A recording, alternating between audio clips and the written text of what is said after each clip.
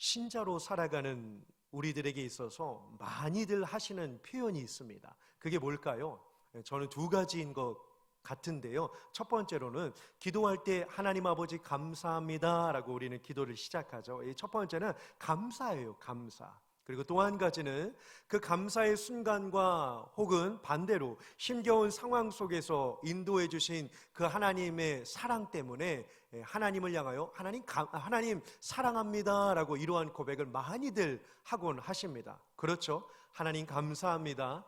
그리고 하나님 사랑합니다 라고 하는 이 고백 어떻습니까 여러분? 듣기만 해도 마음이 뭉클해지지 않습니까? 하나님의 사랑, 그리고 하나님께서 주신 그 사랑으로 인한 내 안에 심기어진 이 감사의 모습, 듣기만 해도 마음이 참 포근해지는 것을 보게 됩니다. 그런데 문득 하나님을 사랑합니다, 하나님 감사합니다 라고 하는 이 말이 때로는 공허하게 들릴 때도 있다라고 하는 사실입니다. 잠시 스스로에게 한번 솔직하게 한번 물어보시길 바랍니다. 우리는 기도하거나 신앙생활을 하거나 또 삶의 자리에서 하나님 감사합니다, 하나님 좋아요, 하나님 사랑합니다. 방금 우리 부른 찬양에서도요, 고개 들어 주를 맞이해 만왕의 왕께 하지만 입술로는 그렇게 고백을 하고 있는데 내 심령 깊은 곳에서 내가 정말 하나님을 만왕의 왕으로 고백하고 있는가? 만왕의 왕으로 인정하고 있는가? 내가 하나님을 정말로 사랑하고 있는가? 그리고 나는 매일의 삶에서 하나님께 감사하면서 살고 있는가라고 잠시 한번 묵상해 보시길 바랍니다. 왜 그럴까요? 이 말이라고 하는 게 사실 실체가 없는 경우가 많이 있기 때문입니다. 어제 제가 유치부 선생님들과 간담회를 하면서 이런저런 이야기, 다양한 이야기 속에 한 분이 그러시더라고요. 자기의 성격이 조금 꼼꼼한 것 같아요. 왜요? 그냥 일반적으로 하는 말을 그냥 흩어 듣지 않는다라는 거죠. 우리가 이 살면서요, 보세요. 밥 한 번 먹자, 이러한 이야기를 참 많이 합니다. 인사로요. 그렇죠? 헤어지면서 밥 한번 먹자, 이런 이야기를 많이 하죠. 나중에 커피 한잔 하자, 이런 이야기 참 많이 합니다. 또 헤어지면서 나중에 또 연락할게 그러는데 많은 경우들 어떻습니까? 인사로 끝나는 경우가 많아요. 저도 그 말씀을 준비하면서 내가 성도님들께 언제 밥 한번 먹어요 그랬는데 그 성도님들은 오매물망 저를 기다리면서 왜 저 박 목사가 나를 밥 사준다고 했는데 안 사주고 있나라고, 그런 분들이 혹시 계시지는 않을까 이런 생각이 들더라고요. 연락하겠습니다 했는데 연락을 못 드리는 성도님이 계신가? 라고 그러한 생각이 들더라고요. 그래서 어제 모임을 하는데 한 분이 그런 이야기를 하시더라고요. 본인에게 그러한 이야기를 하면 자기는 그걸 결코 잊지 않는데요. 밥 사주는 말이 헛되어 들리지 않는다라고 하는 거죠. 신앙도 마찬가지죠. 우리가 어려움에 처한 사람, 성도님들을 볼 때마다 우리가 이러한 이야기를 참 많이 합니다. 기도할게, 기도해 줄게. 그런데 솔직히요, 어쩌면 그렇게 인사를 나누고 기도할게 약속을 했음에도 불구하고, 시간이 지났음에도 불구하고 한 번도 그 영혼의 아픔을 위하여 기도하지 못했던 혹은 않았던 일들도 어쩌면 있지 않겠습니까? 한 가지 이에 질문을 한번 드려보고 싶습니다.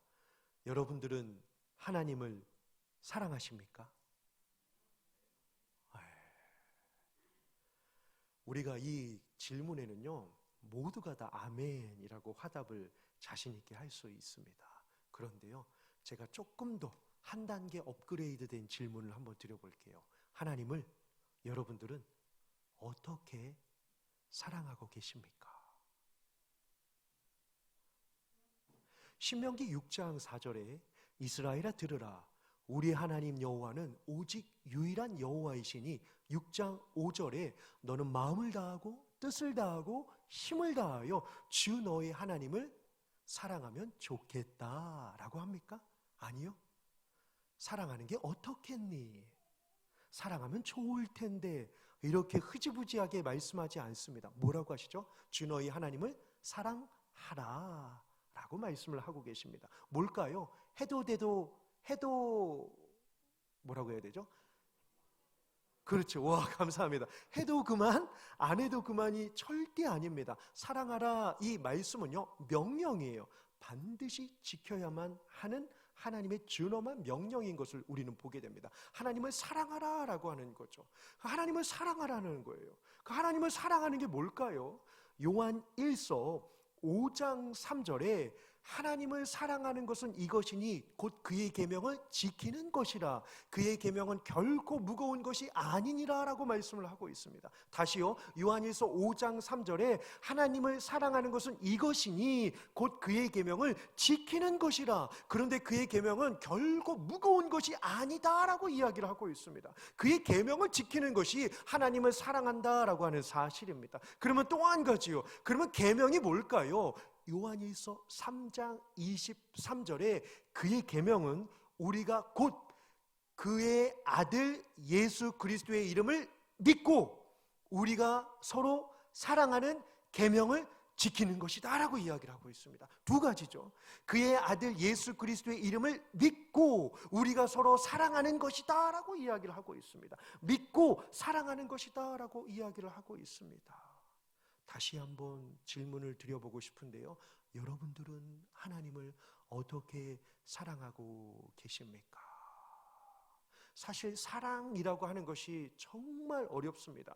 오늘 본문에서도요, 율법교사가 예수님에게 질문을 받고 답을 하죠. 마음을 다하고 힘을 다하고 뜻을 다하고 목숨을 다하여 주 너희 하나님을 사랑하고 또 이웃을 내 자신과 같이 사랑하라 라고 하는 아주 명쾌한 답을 하는 것을 우리가 볼 수 있게 됩니다. 하지만 머리로는 우리가 알고 있지만 사실 사랑한다라고 하는 것이 얼마나 어려운지 모릅니다. 그래서요, 우리에게 있어서 오늘 이 10장, 이 누가복음 이 10장 말씀인데요, 사실 뭐 사건이 일어나고 기적이 일어나고 뭔가 변화가 일어나는 이 다양한 사복음서의 이야기가 사건이 중심이 될 때가 있는데, 항상 사건이 나올 때마다 중요한 이 핵심을 성경을 보실 때마다 결코 잊지 마셔야 돼요. 그게 바로 무엇이냐면 사랑을 요청하셨습니다. 하지만 우리는 죄인이기 때문에 사랑하는 것이 쉽지 않다라고 하는 사실입니다. 그러면 어떻게 해야 할까요? 사랑은 명령으로 받았지만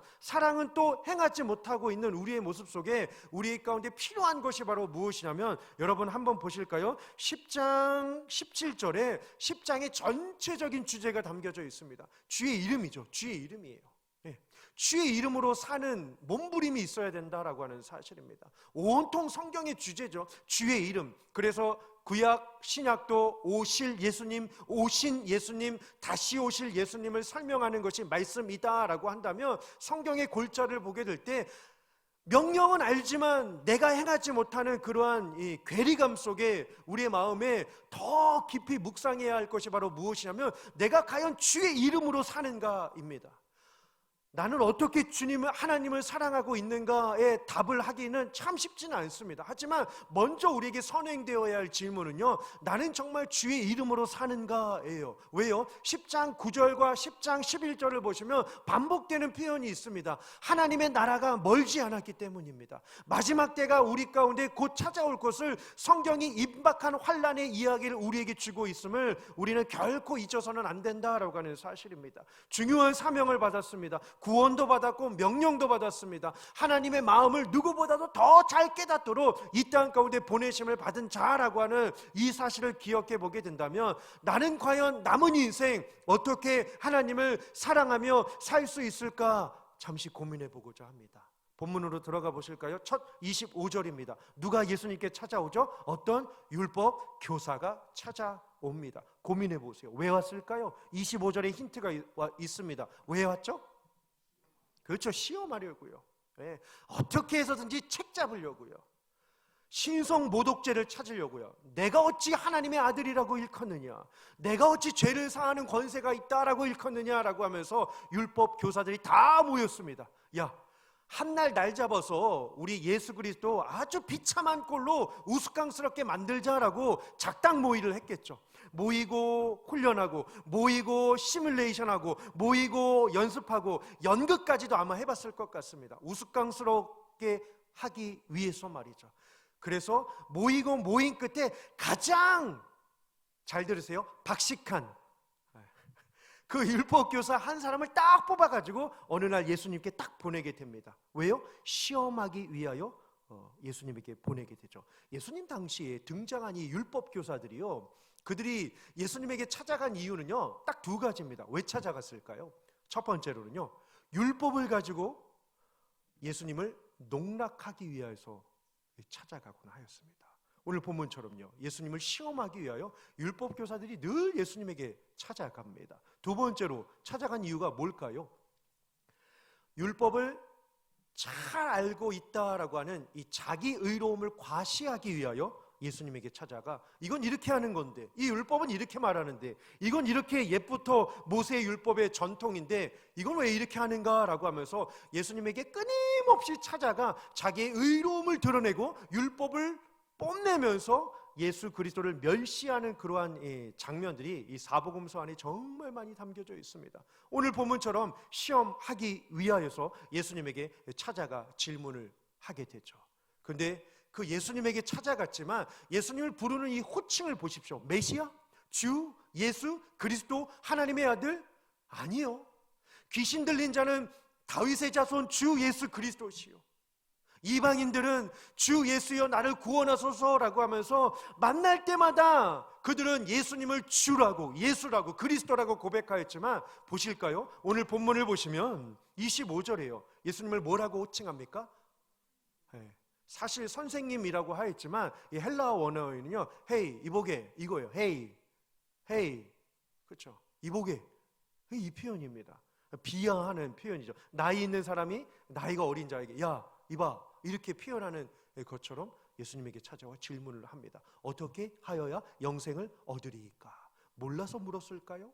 어떻게 하는지 몰랐을까요? 누구입니까? 율법교사입니다. 누구보다 더 잘 알고 어떻게 해야 구원을 얻고 무엇이 생명의 말씀의 진가인지를 누구보다도 더 잘 알고 있었던 그 사람이 찾아와 예수 그리스도를 책잡기 위하여 질문을 던지곤 합니다. 어떻게 하여야 영생을 얻으리이까? 라고 말이죠. 어떻게 하여야 영생을 얻으리이까? 라고 질문을 던지게 됩니다. 왜요?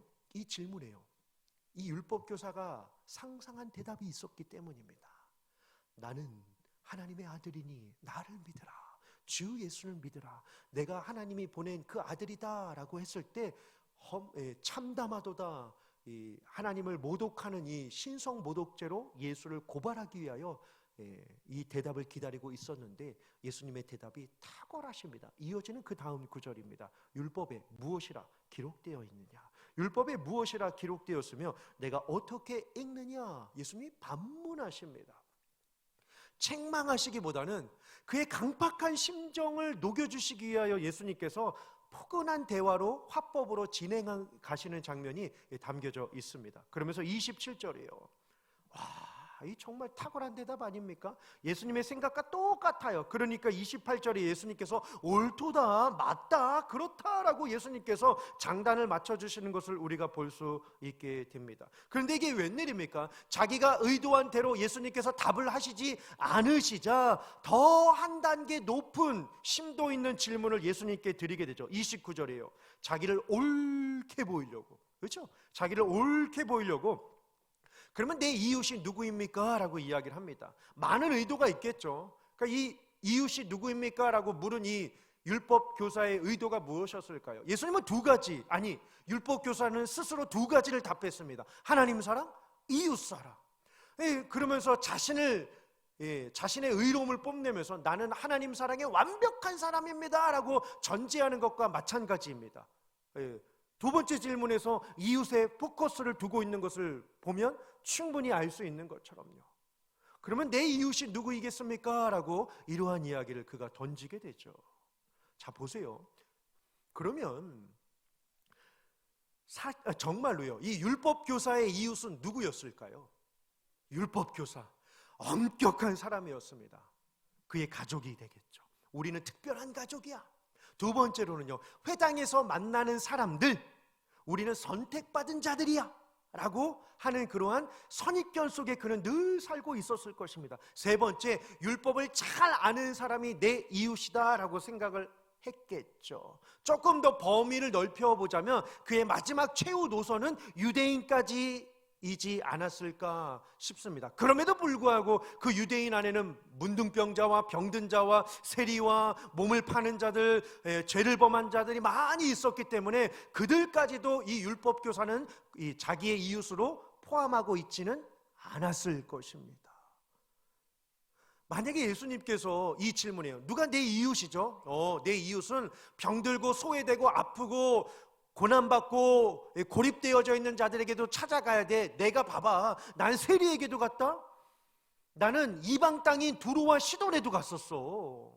나는 병든 자에게 손도 대었고 죽은 나사로에게도 찾아간 사람이야 라고 예수님께서 자기의 의로움을 과시했다면 이 율법교사가 마침 이때다라고 하면서 구약의 율법들을 다 끌어다가 그건 부정한 것이고 그건 정결하지 못한 것이고 그거는 죄인들이 하는 것이고 선택받은 자들은 그런 거 하지 말라고 되어 있는데 어떻게 무할례자처럼 그렇게 살 수 있느냐라고 하면서 신란했을 것입니다. 그런데 예수님께서 답을 하지 않으셔요. 그러면서 한 가지 비유를 이야기를 선한 사마리아인의 이야기를 예수님께서 열어주시게 됩니다. 이 본문에는 담겨져 있지 않지만 잘 보셔요. 세 사람이 등장을 합니다. 세 사람이 등장을 해요. 근데 이 이야기 에피소드가 어떻게 시작이 되죠? 한 사람이 30절입니다. 이어지는 이 30절을 보시면 예루살렘에서 여리고예요. 예루살렘은 해발 750입니다. 여리고는요 해수면 200 정도 돼요. 그러니까 이 총 거리가 약 1km의 높이가 됩니다. 엄청난 거리 높이가 되겠죠. 한 사람이 예루살렘에 있다가 여리고로 내려간다라고 하는 것은 충분히 상상해 보건데 예루살렘에서 뭘 했을까요? 예배하고 내려가는 발걸음이었겠죠. 예배를 드리고 내려가는 그 발걸음인데 강도를 만나 매를 맞고 옷을 빼앗기고 거의 죽을 만큼 되었던지라라고 이야기를 하고 있습니다. 이에 세 사람이 지나가요. 첫 번째 누구죠? 한 제사장. 누구입니까? 율법교사의 이웃이죠. 그리고 이어지는 또 한 사람은요 한 어떤 레위인이 지나갑니다. 공통적인 점을 제가 아까 성경을 읽으면서 여러분들에게 같이 읽어드렸는데요, 보고 피하여 지나가되라고 이야기를 합니다. 제사장도 레위인도 보고 피하여 지나갔다라고 이야기를 합니다. 왜 지나갔을까요? 여러 가지 이유가 있겠죠. 첫 번째요, 정말 보지 못했으니까. 근데 봤는데 힐끗 봤으니까 그냥 누워 있구나, 자는구나 라고 그렇게 여겼을 수도 있었겠죠. 두 번째로는요, 제사장이나 레위인의 생각에 죽은 자를 죽음을 만지는 자는 부정하다라고 하는 구약의 율법을 어길 수가 없어서 안타까워하는 마음은 설령 있었는지는 모르겠지만 다가가지 못하고 그에게 도움의 손길을 주지 못하였기 때문에 보고 피하여 지나갔다라고 기록을 할 수 있을 것입니다. 혹은 세 번째로요, 제사장 레위인. 제가 자꾸 이 제사장 레위인 하지만 그것 봐 별거 아니네라고 하면서 제사장 레위인을 그렇게 보시면 안 됩니다. 제사장 레위인이었음에도 불구하고 세 번째로는요, 이러한 생각이 있지 않았을까 조심스럽게 생각을 합니다. 똑같이 예배를 드리고 왔음에도 불구하고 제사장과 레위인의 마음속에 어떠한 생각이 들었냐면 저 사람은 하나님께 벌을 받아 저렇게 죽을 수밖에 없다라고 선입견을 가지고 있었기 때문에 그냥 지나가지 않았을까 싶습니다. 그런데요, 말씀을 묵상하다가 이러한 생각이 들었습니다. 네 번째로요, 이게 없어서죠. 뭘까요? 불쌍히 여기는 마음이 없어서입니다. 누구보다 율법을 더 잘 알고 지금 예배드리고 나온 사람들입니다. 하나님을 경배하며 구제와 선행이 얼마나 중요한지를 깨닫고 주가 주시는 그 긍휼한 마음으로 민망히 여기며 시대와 민족의 열방의 구원을 위하여 나아가는 사명의 그리스도의 메시지를 듣고 내려왔음에도 불구하고 어때요? 불쌍히 여기는 마음이, 경건의 모습은 있지만 경건의 능력은 없었던 그들의 마음이 오늘 이렇게 탁 꼬집어내는 것을 보게 됩니다. 왜 그럴까요? 자 보세요. 이 율법교사가 생각한 이 이웃의 범주요, 제사장 내 이웃이지, 레위인 내 이웃이지, 그 다음에 등장해야 될 사람이 누구일까요? 자연스럽게 이성적으로 따지면요, 유대인이 등장해야 합니다. 누가 등장을 하죠? 사마리아 사람이 등장을 합니다. 이것만으로도 충격이었죠. 예수님의 비유는. 근데 이 사마리아 사람은 보고 피하여 지나가되 라고가 아니라 보고 어떻게 해요? 불쌍히 여겨라고 기록을 합니다. 불쌍히 여겼다라고 이야기를 합니다. 주막으로 데리고 갑니다. 자기는 걸어가고 자기의 이동수단인 짐승에 태워서 주막으로 데리고 갑니다. 상처에 포도주와 기름을 부어줍니다. 그런데 이 34절을 보시면 데리고 가서 돌보아 주었다라고 이야기를 합니다. 더 기가 막힌 것이 뭔지 아십니까 여러분? 35절 첫 표현입니다. 언제까지요? 그 이튿날까지입니다. 지금 이 사람은 뭘 하고 있는 사람입니까? 여행 중에 있었던 사람입니다. 자신의 모든 것들을 내려놓고 그 한 사람에게 올인하는 것을 보게 됩니다. 율법을 잘 알았던 이 율법 교사가 이 비유를 들으면서 무슨 생각을 했을까요?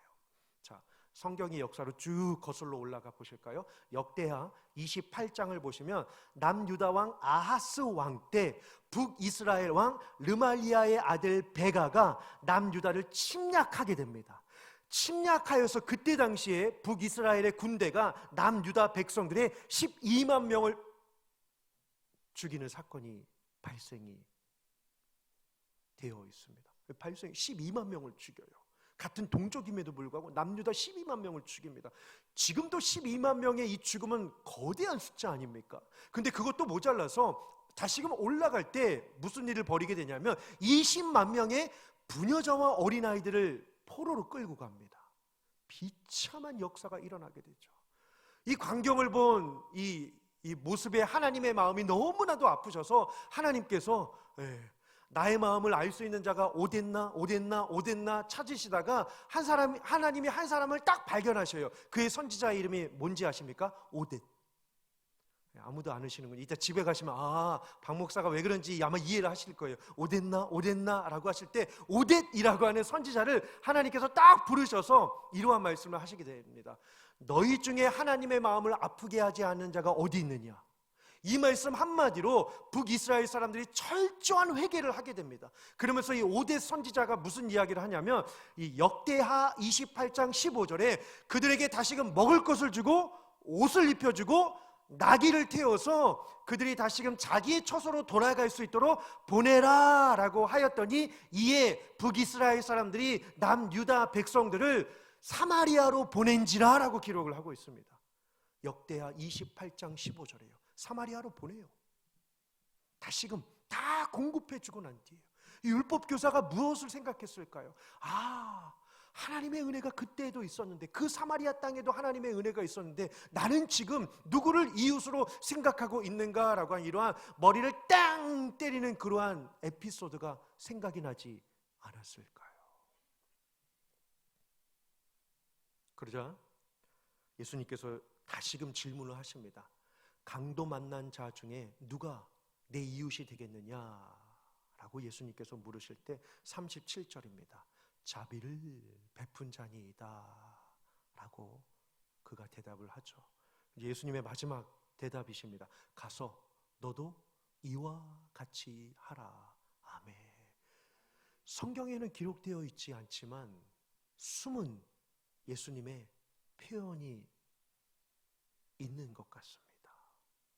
제 생각인데요. 자 보세요 여러분. 28절입니다. 28절. 내 대답이 옳도다. 이를 행하라. 그러면 살리라. 37절이에요. 가서 너도 이와 같이 하라. 28절로요. 이를 행하라. 28절에는 그런데 그러면 살리라 기록이 되어 있습니다. 37절이에요. 너도 이와 같이 하라. 그 다음에 뭐가 생략이 된 것 같습니까? 그러면 살리라 라고 하는 똑같은 표현을 예수님께서 하시지 않으셨을까 곰곰이 한번 생각을 해보게 됩니다. 설교 초두 말씀처럼 우리는 하나님의 사랑을 입은 자입니다. 사랑하라고 명령을 받은 자들입니다. 마음을 다하고 목숨을 다하고 뜻을 다하고 힘을 다하라. 사실 목숨까지 내 모든 것 사실 쉽지만은 않습니다. 그런데 이렇게 생각해 보시면 어떠실까요? 하나님과 이웃을 향하여 내 가장 소중한 것도 포기할 수 있는 용기가 있는가라고 말이죠. 지금 우리가 사는 이 세상은 인간관계를 맺기 참 힘든 세상이라고 합니다.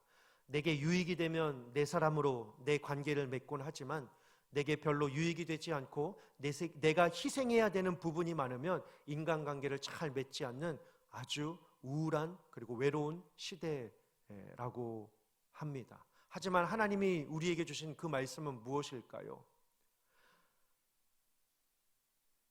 사람과의 그 만남과 심지어 이 교회 안에서의 이 만남도 참 중요합니다. 사랑하라고 명령을 받은 우리에게 있어서 잊지 말아야 할 것은 정말로 내가 중요하게 여기는 것조차도 우리는 내려놓을 수 있는 그러한 용기가 필요하지 않겠습니까? 내려놓음의 용기 말이죠. 내어 버림이 아니라 내어 놓음 말입니다.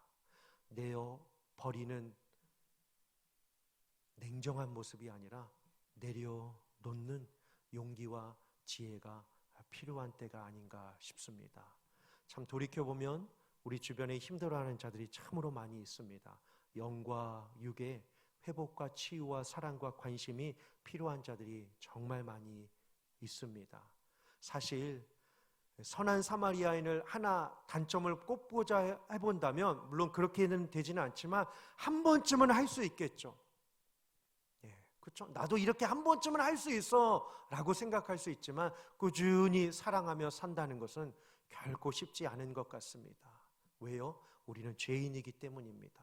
그래서 우리는 누구보다도 어느 때보다도 하나님의 전적인 자비와 긍휼이 필요한 자들임을 잊지 말아야 할 것입니다.